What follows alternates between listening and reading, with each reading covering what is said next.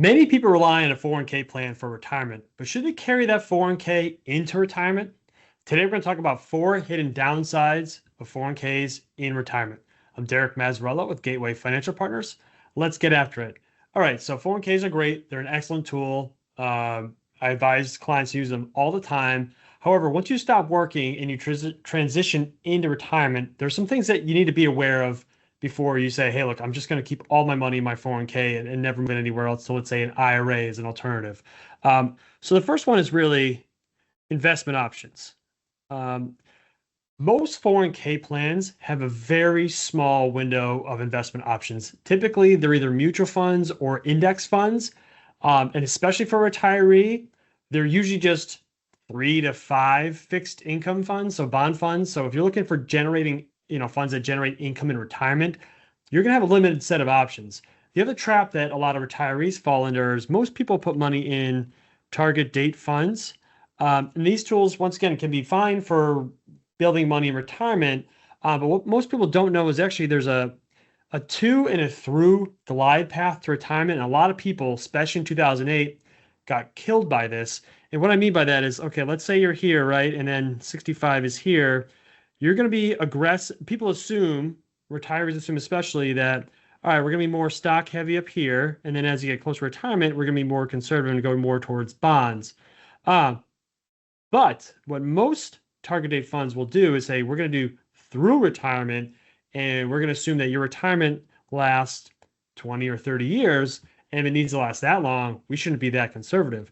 So instead of, being really conservative at retirement age, like say 65, they'll actually be more like this. And they'll maybe, 60% stock, 40% bonds, in this window here, when that may be more than you need or more, more aggressive than you should be.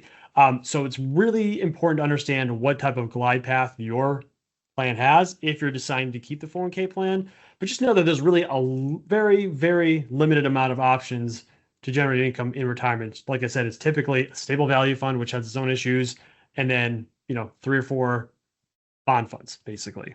All right. So number two, Roth conversions. Plans are getting better about this, but not all 401k plans give you the ability to make an in-plan Roth conversion. And this is going to get nerdy, but when you have to read the summary plan description, it'll tell you, yes, we can convert your pre-tax dollars to after-tax dollars. This can be a great tool for retirees because typically what happens is, look at my charts here. While you're working, your tax bracket may be up here, and then it may dip down a little bit, and then may come back up again when you have to take, your RMDs. And I talked about this stuff a lot, so check out the other videos for RMDs and what they are, and this kind of window here. But this window can be, from your retirement date till basically Social Security starts and RMDs start. You generally have a lower income bracket window where you can take money that's pre-tax, pay the tax in that window, and then convert it to Roth and essentially never pay tax again. If a plan does not allow for this, that tool is gone for you in retirement.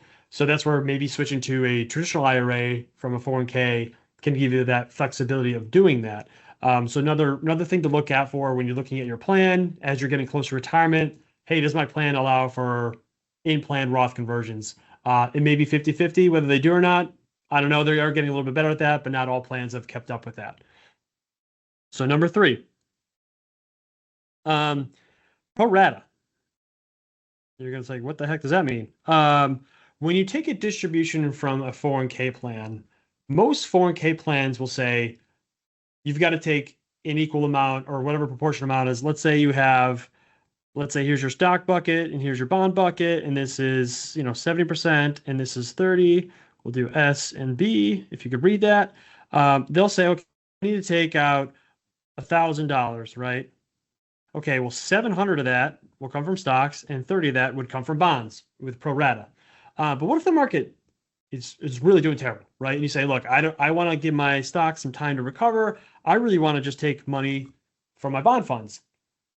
You're out of luck in the 401k plan. You got to take it from everything. So you lose some flexibility when it comes to taking distributions in retirement. Like I said, some plans may be different, but most 401k plans, or many of them, will have this pro rata issue where you have to take a proportional amount of whatever your asset mix is. And that may not be the best fit for you depending on where you are in retirement or where the market is. With your own IRA that you have, you can take money out from any kind of investment that you want to do. So you have, once again, more flexibility with an IRA over a 401k as a retiree. And then number four, this may seem like a really silly one, but honestly, like the machinations of just taking money out can be a little bit more cumbersome with the 401k. You may have to actually physically call some companies. They may send checks only. It may take a day or so for things to clear. It could take longer for money to arrive. There's a whole lot of slew of different mechanical things that have to happen with 401k plans that you don't have issues with if you had your own individual retirement account, which is an IRA. So those are four reasons why 401ks may not make sense for a retiree. I mean, there's a couple that reasons why you may want to keep a 401k retirement. We'll get into that maybe another episode. But just keep in mind that there are, mainly four reasons. So one, limited investment options. Two, lack of Roth conversion opportunities. Three, the pro-rata rule that most 401k plans have. And then four, just the mechanics of actually taking money out of a 401k can be a little bit more cumbersome compared to an IRA. So I'm Derek Mazzarella. I'm a CFP with Gateway Financial Partners. Hope you enjoyed the video. If you did, like and subscribe.